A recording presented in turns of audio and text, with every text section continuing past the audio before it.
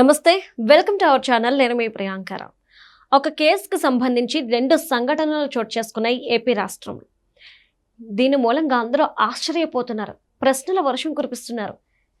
ఏ case అంటే మద్యం కుంభకోణం. దీనికి సంబంధించి ఎవరైతే ధనుంజయ రెడ్డి, గోవిందప్ప ఇలా కొంతమంది బెయిల్ మీద ఉన్నారో వీళ్ళ బెయిల్స్ రద్దు చేస్తూ కోర్టు తీర్పిచ్చింది. ఇదే రోజు ఏపీ కూటమి ప్రభుత్వం చెవిరెడ్డి భాస్కర్ రెడ్డి అలానే అతని కుటుంబ సభ్యుల పేర్ల మీద ఉన్న ఆస్తులు జప్తు చేసేందుకు అనుమతులు ఇచ్చింది. ఏం జరుగుతుంది ఇప్పుడు?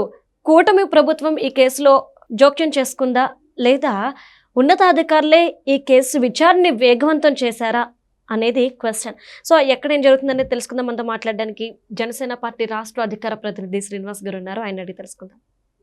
నమస్తే సార్. నమస్తే అమ్మా. సార్, ఏంటి ఈ మద్యం కుంభకోణంలో ఏవైతే 2 సంఘటనలు చోటు చేసుకున్నాయో వీటిని ఎలా చూడాలి? అంటే ఇప్పుడు విచారణ వేగవంతం అయింది అనుకోవచ్చా? ఖచ్చితంగా త్వరలోనే ఈ కేసు కొలుక్కొచ్చేస్తుంది అనుకోవచ్చా? ఒకటమ్మా, అంటే రాష్ట్ర ప్రజలు చాలా కన్ఫ్యూజన్లో ఉన్నారన్నమాట. కన్ఫ్యూజన్ అంటే మామూలు కన్ఫ్యూజన్ కాదు. ఒకటేమో మెయిన్ లిక్కర్ స్కామ్, మరొక చోటనేమో ఆ మొలకల చెరువుకు సంబంధించినటువంటి నకిలీ మద్యం కేసు.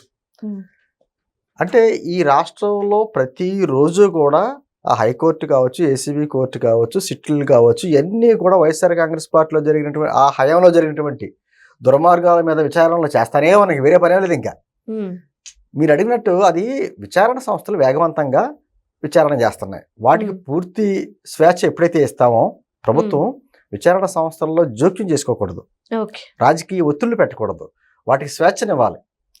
దానికి తగ్గట్టుగా అధికారులు కూడా విచారణ వేగవంతం చేస్తారు. ఆ విధంగా చేయడంలో మద్యం లెక్కకు సంబంధించి దాదాపు 3,500 కోట్లు ఏదో అని చెప్పేసి అని అధికారులు లెక్కలు చెప్తున్నారు. కానీ దాని మీద 10-15 రెట్లు ఎక్కువగానే ఉంటుంది ఆ కేసు అన్నది మన అందరికీ తెలిసిందే. మనకి ఢిల్లీ లిక్కర్ స్కామ్లోనే కేజ్రీవాల్ గారి దగ్గర నుంచి వాళ్ళ ఉప ముఖ్యమంత్రి గారు అప్పట్లో, తర్వాత ఇక్కడ బీఆర్ఎస్ కవిత గారు మొత్తం అందరూ జైలుకి వెళ్ళడం మనం చూసాం. కానీ ఈ కేసుకి సంబంధించి ఈ రాష్ట్రాన్ని కుదుపుకున్నటువంటి ఈ మద్యం కేసుకు సంబంధించి అసలు మాకు సంబంధమే లేదు, మేము అద్భుతమైనటువంటి లిక్కర్ పాలసీ తీసుకొచ్చాం, ప్రజల ఆరోగ్యాలు కాపాడేమని చెప్పుకుంటున్నటువంటి వైఎస్ఆర్ కాంగ్రెస్ పార్టీ ప్రభుత్వానికి సంబంధించిన వాళ్ళు ఎంతమంది ఒకళ్ళ తర్వాత ఒకళ్ళు, మిథున్ రెడ్డి గారితో సహా అందరూ కూడా జైలుకి వెళ్ళడం, బెయిల్ మీద రావడం, రకరకాల ఇవన్నీ జరుగుతుంది. రెడ్డితో స్టార్ట్ చేసి ఏమన్నాం. అయితే ఈరోజు జరిగిన పరిణామాలు ఏంటంటే, ఎవరైతే ఐఏఎస్ మాజీ ఐఏఎస్ ధనుంజయ రెడ్డి గారు, అదే జగన్మోహన్ రెడ్డి గారు, ఓఎస్డి కృష్ణమోహన్ రెడ్డి గారు, ఆ గోవిందప్ప వీళ్ళని అరెస్ట్ చేసి జైల్లో పెట్టారు.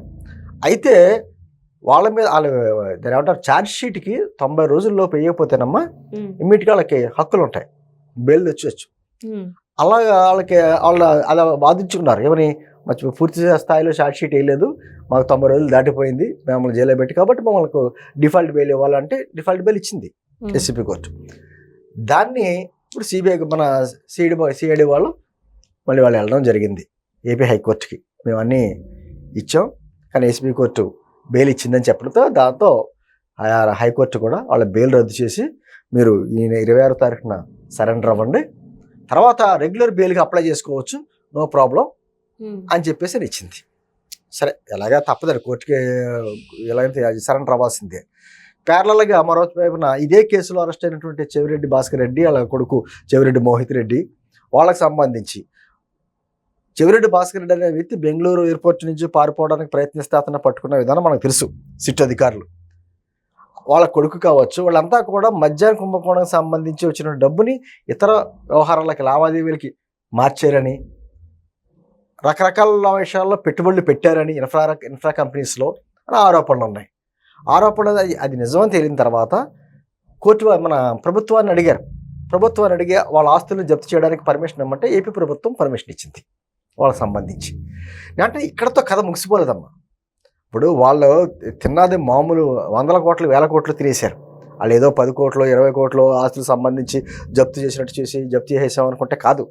ఖచ్చితంగా వాళ్ళు ఎవరైతే వీళ్ళ మద్యం స్కామ్కి సంబంధించి ఎవరైతే ఉన్నారో అందరూ కూడా ఏంటి, చివరి వరకు వెళ్తుందా, అసలు కింగ్పిన్ వరకు వెళ్తుందా, అందరికీ తెలిసిందే తాడేపల్లి ప్యాలెస్ తలుపులు తడుతుంది అనేటువంటి అన్నా కూడా అక్కడి వరకు వెళ్తుందా, లేదా ఎన్ని డ్రామాలుగా నడుస్తాయా? ఎందుకంటే మన దేశంలో విచారణ ఎంతవరకు వేగం అవుతుందో మనకు అందరికీ తెలిసిందే. ఇలా తవ్వుకుంటూ వెళ్తున్నారు ఎంతోమంది. దాని ఈ లిక్కర్ స్కామ్కి సంబంధించి గోల్డ్లో పెట్టుబడులు పెట్టారు, సినిమాల్లో పెట్టుబడులు పెట్టారు, దుబాయ్లో పెట్టుబడులు పెట్టారు, ఆఫ్రికాలో పెట్టుబడులు పెట్టారు. ఒకటి కాదు, లిక్కర్ స్కామ్తో ఏ విధంగా ఆడుకోవాలో ఆ విధంగా ఆడుకుని రకరకాలైనటువంటి అంటే ప్రజల ఆరోగ్యాలతో ఆటలాడుకున్నటువంటి ప్రభుత్వం కాబట్టి గత ప్రభుత్వం. ఇప్పుడు దొరుకుతున్న వ్యక్తులు ఇంకెంతమంది వస్తారో బయటకు తెలియదు. అయితే ప్రజలు కూడా ఆలోచించేది ఏంటంటే మనం ఆరోపణలు చేయడం కాదు, వాళ్ళ మీద కూడా చర్యలు తీసుకోవాలి. ఎందుకంటే ఏదో ఒక ఆర్థిక కుంభకోణం ఏదైనా చేస్తే అది వేరే, ఇది ప్రజల ఆరోగ్యాలతో ఆడుకున్నారు. ఇలా ఎంతోమంది కిడ్నీలు పోయినాయి, లివర్స్ పోయినాయి, రకరకాలైనటువంటి అనారోగ్యాలకు గురయ్యారు. అటువంటిప్పుడు వాళ్ళ మీద చర్యలు తీసుకోకపోతే ఇది చాలా ఇబ్బందికర పరిణామం ఏర్పడుతుందని చెప్పేసి అంటే మద్యం లిక్కర్కి సంబంధించి సిట్టు మాత్రం నిజం చెప్పాలంటే అమ్మ చాలా దూకుడుగా అద్భుతంగా పనిచేస్తుంది.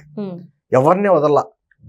ఆఖరికి మిథున్ రెడ్డిని కూడా అప్పుడు ఏమన్నారు, వాళ్ళ నాయకుడే మా మిథున్ రెడ్డి ఎక్కడో ఢిల్లీలో ఉంటాడు ఎంపీ, అతనికి సంబంధం ఏంటి, లిక్కర్ స్కామ్తో సంబంధం ఏంటి అనేసి మాటలు కూడా మాట్లాడారు.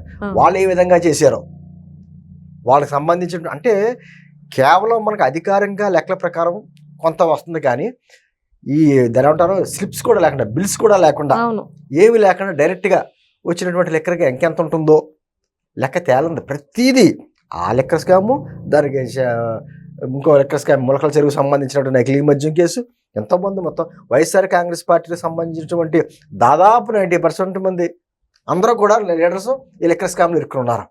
ఈ రోజున కేవలం తూతు మంత్రంగా కాకుండా విచారణ వేగవంతంగా జరగాలి, వాళ్ళ ఆస్తులు మొత్తం జప్తు చేయాలి ప్రభుత్వం అని కోరుకున్నారు. కోరుకున్న తగ్గట్టుగా ఈరోజు ఒక స్టెప్ ముందు పడింది వాళ్ళు. ఎందుకంటే తిరుపతికి సంబంధించమ్మా తుడా చైర్మన్గా చేసినటువంటి వ్యక్తులు వీళ్ళందరూ కూడా ఏ విధంగా దోచేయాలంటే ఆ విధంగా మొత్తం దోచేశారు. మొత్తం ఒక కేవలం ఏదో మన లెక్కర్ స్కామ్ గురించి మనం మాట్లాడుకుంటున్నాం, కానీ లెక్కర్ స్కామ్ కాకుండా ఇంకా టీడీఆర్ బాండ్ల స్కామ్లు చాలా ఉన్నాయి.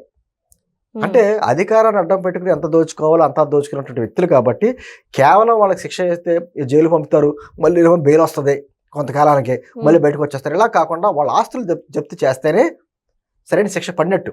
మిగతా శిక్షలు ఎలాగా పడతాయి, కానీ ఆస్తులు జప్తు చేస్తేనే శిక్ష పడినట్టు.